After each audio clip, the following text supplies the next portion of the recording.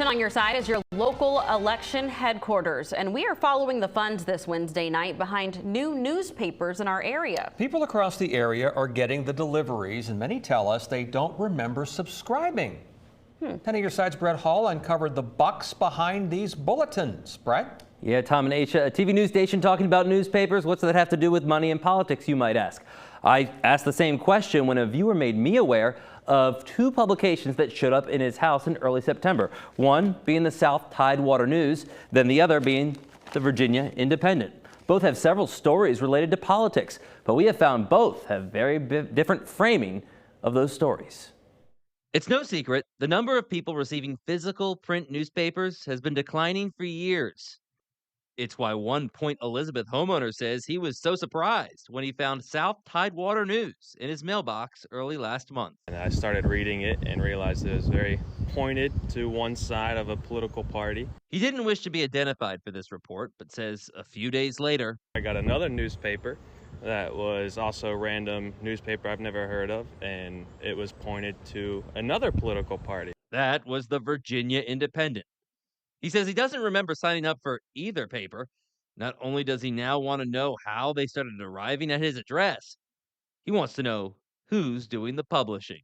10 on your side went to work and found neither paper is based in Virginia. Rather, the Virginia Independent displayed the Washington, D.C. address, home to the American Independent Foundation. The South Daily News listed a Chicago address, but no company. However, a Facebook page created for the paper back in 2020 lists Metric Media LLC as responsible. Their website reveals they are behind nearly a dozen publications in Virginia. But who are they? Who is the American Independent Foundation? Political analyst Dr. Eric Claville has his suspicions. I think what we're seeing now is in the print news industry, our citizens united, right? That moment where tons of money for campaigns can be poured into campaigns from around the world without having to identify. We searched tax records and found both groups are tied to nonprofits. The American Independent says they are a progressive media organization, while a foundation connected to Metric Media says its goal is to, quote, restore community-based journalism. But when we find their independent contractors, we find who is truly funding the mission. The address on the South Tidewater News aligns with the address listed for Pipeline Media LLC. There's also Pipeline Advisors LLC.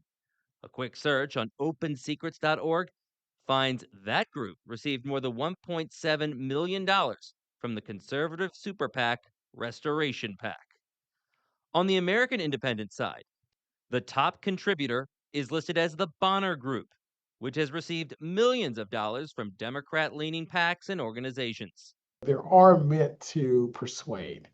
And persuasion, one element of persuasion is also an element of trust as well.